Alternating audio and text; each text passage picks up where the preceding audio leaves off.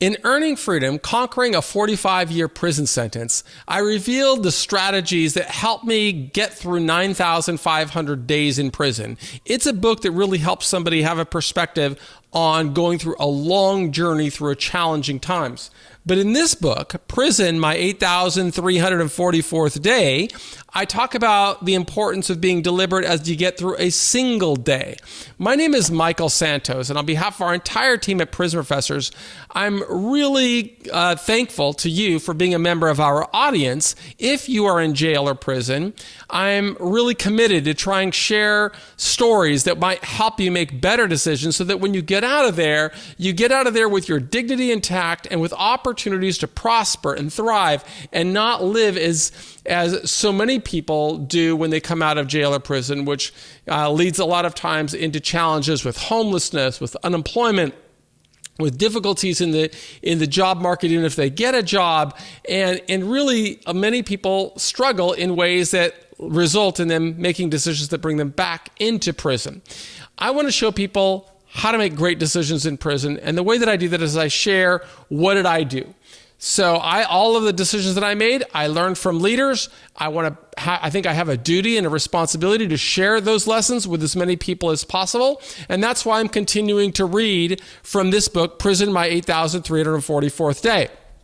So in previous sections, I've read section 1, 2, 3, 4, 5, 6, 7, and 8. Today I'm going to get through 9, which takes us until around 10:30 in the morning when I'm in Taft Camp in a day, I think, in the summer of 2010.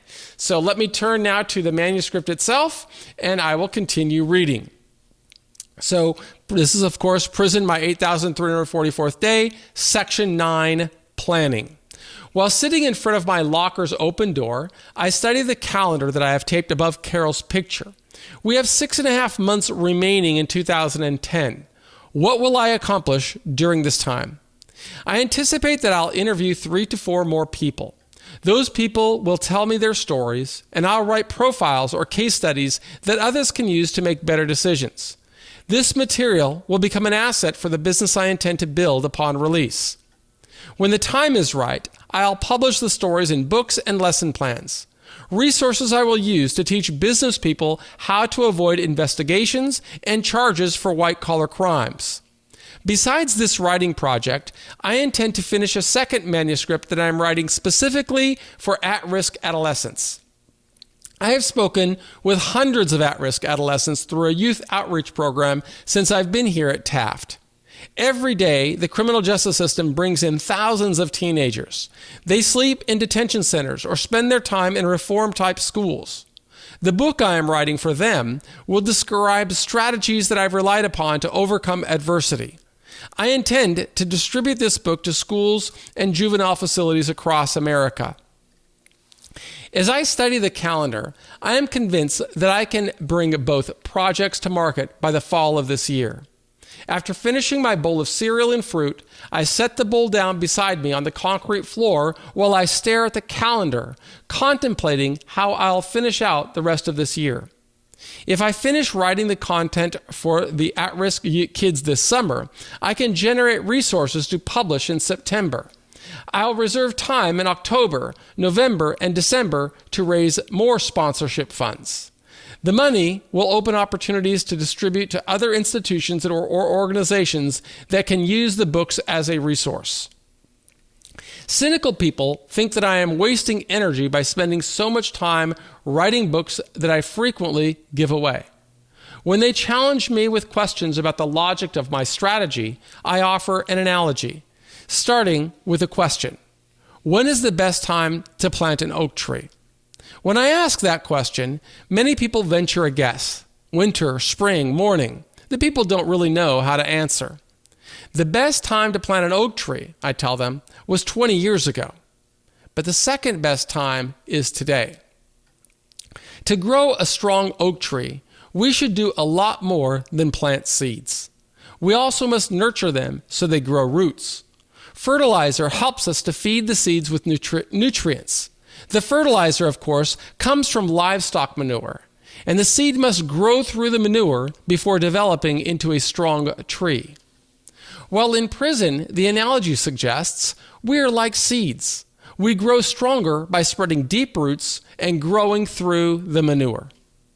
To clarify the analogy, I explained that I don't write to sell the books. The books sell me. They help others see me as something more than a man in prison. Books have become a part of my branding efforts. I build support and bring people into my life through my work here. Once authorities let me out, I'll leverage all I create to open income streams. At least that's the plan. If nothing else, the exercise of writing helps me feel productive, as if I am doing something that will help our family. I must remind myself that the job market won't be friendly to a person that served decades in prison. I'll create my way. My watch reminds me that it's 9:50 and I only have about a half hour before the morning census count. I store the bowl in my locker, unwashed for now, to save time. I push my chair in to hold the locker doors closed and walk back to where I left my writing gear earlier this morning before my exercise. Before gathering my belongings from the room, I stop by the phone area. We have 3 phones on each of the 2 walls of the dormitory entrance, and they're all available. Our housing unit holds about 150 men, and it is rare to see open phones. I push my access code and the buttons to dial Carol's number. For several years, rules limited people in federal prison to 300 minutes of monthly telephone time. For that reason, I reserved almost all my phone time for talking with my wife. The telephone restrictions make things harder for people in prison and their families. Rules force a person to choose how to allocate phone time, choosing one person over another. My mother and sisters have been supportive of me throughout the journey, and they understand that Carol is my link to the world. Most of the people in prison have children, though. Although my mom and sisters know that I want to reserve most of my minutes to speak with Carol, children would have a much harder time understanding rules that prohibit them from talking to parents. I press the timer button on my watch as soon as Carol accepts my call. "I miss you," she greets me. "What have you been doing for our family today?" The phone time restrictions have made us accustomed to speaking in these kinds of clipped sentences. She tells me that she's been typing the blogs that I sent. And I thank her. "I sent you a lot. Did the mail come yet?" I ask. "I received a letter from you, 2 blogs, and 7 more pages for the book," she tells me. "Excellent," I say. "Do I have any messages?" "Justin sent you a message," she tells me. "His lawyer said that the IRS approval for the foundation should be ready by August, and several students have sent emails. One of them wrote," and then I kind of cut her off with my interruption. "Honey, let's not waste our phone minutes going over the minutia. Just send those details in the mail." "What else?" "I talked to Cheryl," she tells me. "Cheryl sent the edits directly to you." "How bad are they?" I ask. Cheryl has been a close friend and mentor for many years. In fact, she and her family have been assisting me for longer than 12 years, ever since I was back in Fort Dix. I always send my manuscripts to Cheryl because her editing skills improve the flow and coherency of my work. You have to show more and tell less. My wife relays a writing lesson that I have been very slow to learn. "Okay, I'll brace myself for the edits. What else? Did you find volunteers to help you with the typing?" "Yes," she tells me. "We'll get it done." Despite our separation, Carol and I have developed a great working flow, getting things done through unusual circumstances. "That's almost a minute," I say, as I am looking at my stopwatch and see that we've already used 40 seconds. I tell her I love her and that I'll call again after lunch. I can't wait to see her. I disconnect the call at 0.57 seconds and reset my chronometer while I walk to the quiet room. "I have been covering for the office for you, Professor." My friend Bolly greets me by bowing his head and bringing his open hands together when I walk into the room. "You're late. Where have you been?" he asks me. "I had to shower, eat, and I called my wife." "Oh, how was Carol?"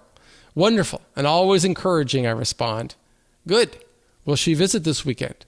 "I'm counting on it," I say. "How many phone minutes do you have left?" I shake my head in disappointment. It's bad. I used too many phone minutes yesterday. We have more than 2 weeks left in the month, and I only have 100 minutes left on my account. How many do you have? I ask. Very good. He does the wobble with his head that I cannot follow. I have 168 minutes still, and I've already called once this morning. I sit at the round table across from Bali, my back to the wall, the window to my left. I look outside. The sun shines brightly, reminding me that I am another season closer to release. I see a mountain range about 10 miles in the distance, and inside the courtyard that is immediately outside the window. I admire a palm tree, the closely cropped lawn, and the well-kept walkways. The grass used to grow so green here, I tell Bali. Since rules changed that prohibit watering, the grass has baked. It is now indistinguishable from the dirt. The sergeant says we must conserve water. I can't even use the pipes anymore to water my roses, he says. Bali has a job assignment of maintaining the gardens in front of the housing unit. What pipes? I don't understand him. The pipes to water. His head wobbles, but I don't know the gesture. Do you mean that you're not allowed to use water from the garden hose? Yes, I fill a bucket with water and carry it to my roses. Have you seen how nicely they are blooming? I'm going to miss Bali when he leaves after 4 months. My last friend in prison, Steve, an electrical engineer and prominent entrepreneur in his 60s, served 9 months for an obscure crime related to his company's pension fund.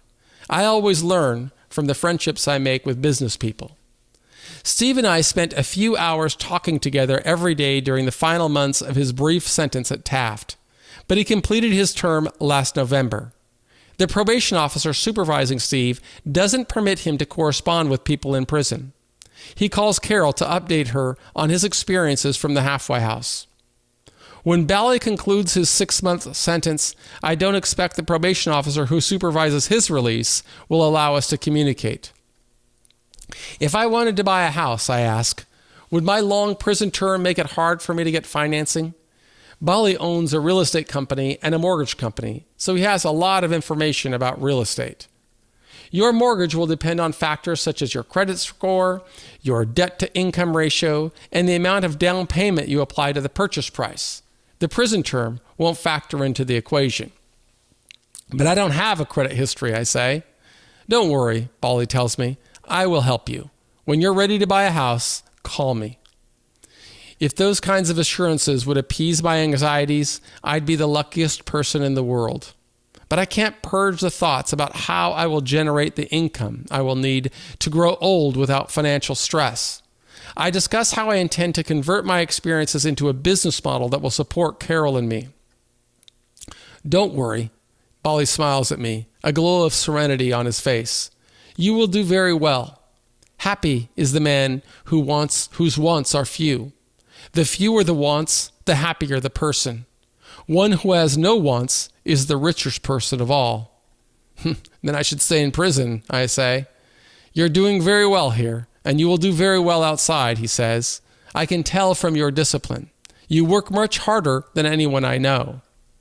I work because I want to provide for Carol in the same way that other men provide for their wives. Do you know the story of Alexander the Great? He asks me. I know what I have read, I say. He studied under Aristotle, and he set out to conquer the world. He may have been a student of Aristotle's, but Alexander didn't learn from the wisdom Aristotle offered. For one thing, Alexander never learned the lessons of balance or moderation. Alexander was a king, I remind him. He didn't need to know about balance or moderation. He was a man, Bali corrects me, and it wasn't until just before Alexander's death that he understood the value of life. If he had, Alexander said that he would not have wasted so many breaths in useless worries or pursuits, Bali says. Bali goes on to elaborate on ancient history. Before he died, Alexander said he wanted his hands kept out of the coffin, facing upward. He planned to conquer the world, but he wanted people to see that he died empty-handed. Bali meditates for 2.5 hours every day. Despite earning millions from his businesses, he lives as a portrait of humility. From people in prison, I learn a great deal, and I appreciate their insight. After listening to his discourse, I resume my work. outlining my writing duties for the rest of the day, and recording progress in my day timer while I wait for the officer to announce the census count. Now, here are some questions for people who are working through this course on their own.